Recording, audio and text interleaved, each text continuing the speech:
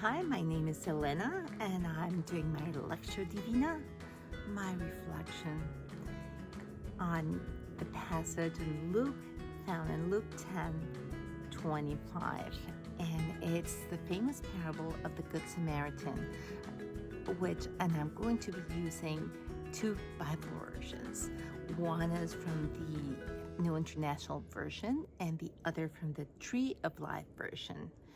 And it's entitled in the Tree of Life version, Who is My Neighbor? And I love this version if you can ever get to read it. So it starts by saying, now a certain Torah lawyer stood up to entrap Joshua, saying, Teacher, what should I do to gain eternal life?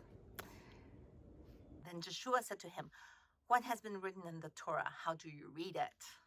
Always asking questions, right? And he replied, you shall love Adonai, the Lord, your God, with all your heart, and with all your soul, and with all your strength, and with all your mind, and your neighbor as yourself.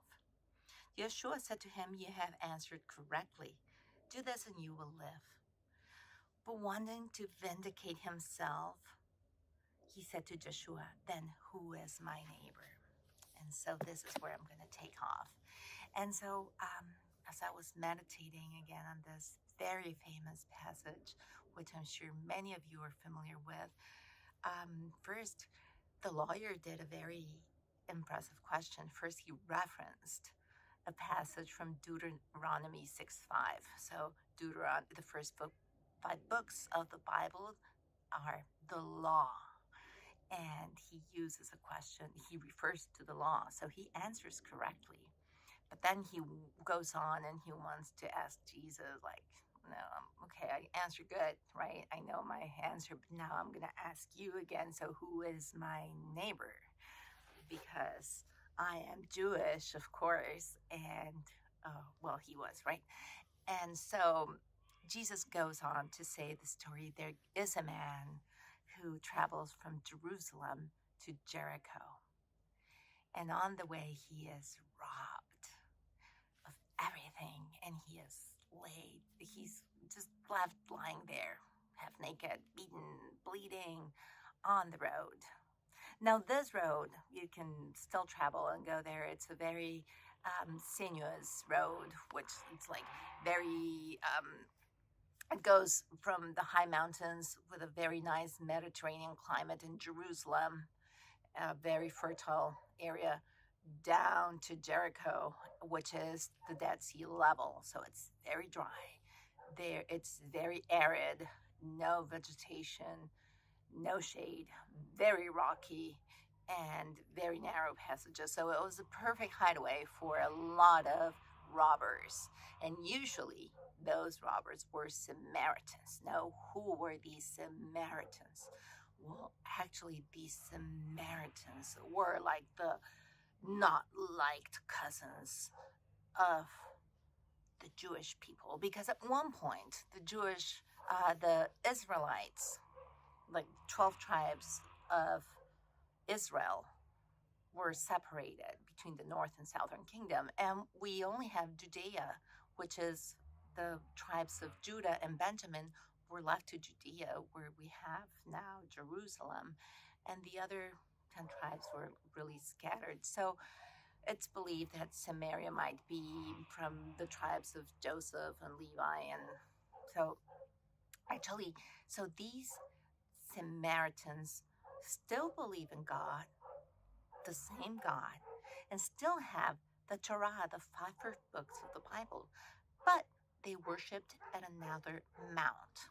So it's funny that Jesus chose this precise example to pinpoint, like, someone that still loved God, the Samaritans, but you're mistreating. So he goes on to say, then the priest walks by, and then another rabbi goes by, and teacher of the law, and whatever, and all these amazing Jewish, well, people, and they just walk by. They don't even look at him until a Samaritan, this look down cousin comes by, picks him up, helps him, and takes him to an inn.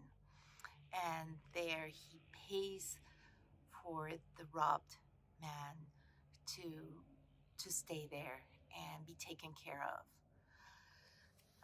until he heals. And he leaves. He never even gives his name. So there's so many interesting things that we can take out of this. First, well, the founder of charity, right? Right there, like anonymously giving to an inn.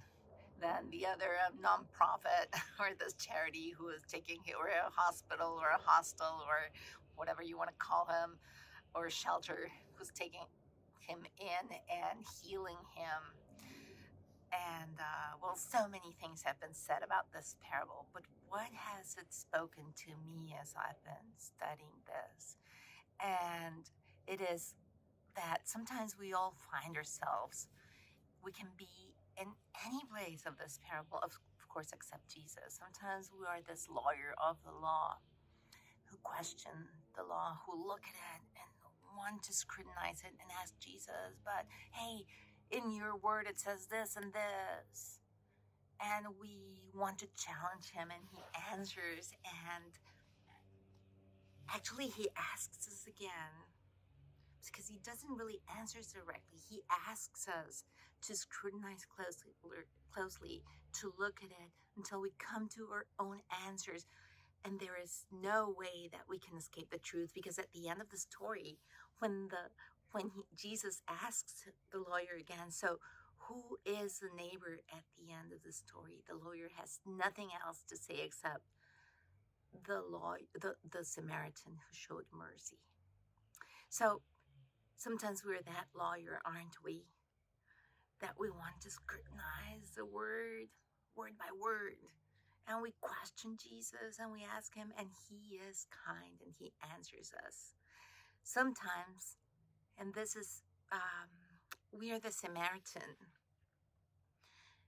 And sometimes we can help someone. But we have to do it anonymously, right? We can bring him to a place. We can help. We don't need to carry him on our shoulders the rest of our lives and feel that we need to take him with us and he owes us our life. Like, no. And some bugs like, oh, you're my master and I want to serve you the rest of my life. No, he took him to a place, left him there to heal. I think the man who was robbed never even knew his name. So he helped him and he left. That was it. He never called back to check on him and how it was. He just did what he had to do.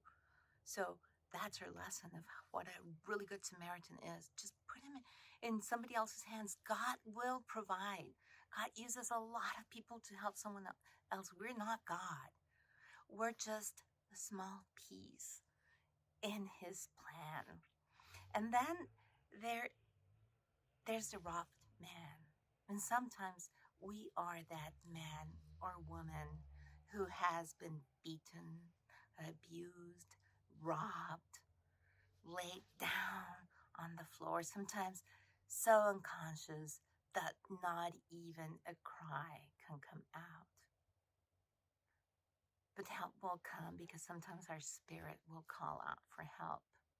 And help will come, and when it does come, we have to take it. So we have two options, either to fight it or to help it. So what are we going to do? Like, oh no, thank you, I'm just going to accept help from my parents, or from my family, or my church should be helping me, not you. I think when help comes, we should be gracious enough to thank it and be gracious enough to take it. And this is a place where I am right now. I have been extremely independent all my life, and like I can't do and will do, and all of a sudden my strength is not there. And I know God is my strength, but sometimes he is my strength through other people, and through other people that I did not expect. And it can be, like in this case, it was from someone from another religion or another denomination, and we don't have to agree But it doesn't mean that God is not speaking to them in their language. So who are we to judge who God speaks to and who he doesn't speak to? Clearly, God was speaking to the Samaritans because Jesus spoke to the woman at the well, and the woman at the well was one of the first big witnesses. So we're not to judge. We're not called to judge. We're not called to say, no, I'm not accepting help from you because you're not my family, or you're not from such and such party, or you're not liberal, or you're not Republican, or you're not Democrat, or you're not white, or you're not black, or you're not Hispanic, or you're not, that we have so many, or now you're not this gender, or you have done this, or you have done that. Who are we to know how God will work on somebody else's life? We don't know. We can only think of how God is acting in ourselves. And so it brings me back to how the lawyer answered that the law is to love our God with all our mind and our heart and our soul and our strength. So we have to think, and we have to clean our mind, bring every thought captive to his word. And if we have like addictions, bring them to him. If we have wrong ways of thinking or patterns, or we have too high self-esteem or too low self-esteem, bring it to him. If we're the can't do, just bring it to him, submit it to him. If we have biases, bring it to him. If we just ask him, examine me, O Lord. And I want to know you. I want to understand, like, we know that every good gift is from above. There's a lot of things that we don't understand about science, about chemistry, about geography, about history, and who are we to know how God created everything? But if we come to him with an open mind and saying, Lord, I want to know you with my mind and with my soul and with my heart, he will be guiding us. And with all my strength. And sometimes we don't have the strength to change or to move. We're in this comfortable zone that we know, and we need to push forward out of our comfort zone and be brave and courageous and have the strength that sometimes we lack. And he promised us that he was going to, that sometimes we have to cross rivers and we were not going to drown, but we have to cross that river. And we have to go through that season, and we have to study for that exam, or we have to break that relationship, or we have to break that addiction, or we have to study that book, or we have to make that change, or we have to drop that weight, or we have to do that exercise, or we have to call that person, or we have to say, I am sorry, or we have to forgive someone. It doesn't mean we're going to build the relationship, but we have to let go. So that is the strength we need from him. And then we can love our neighbor. So the more we love God, the more we can love our neighbor. And then we will live a lot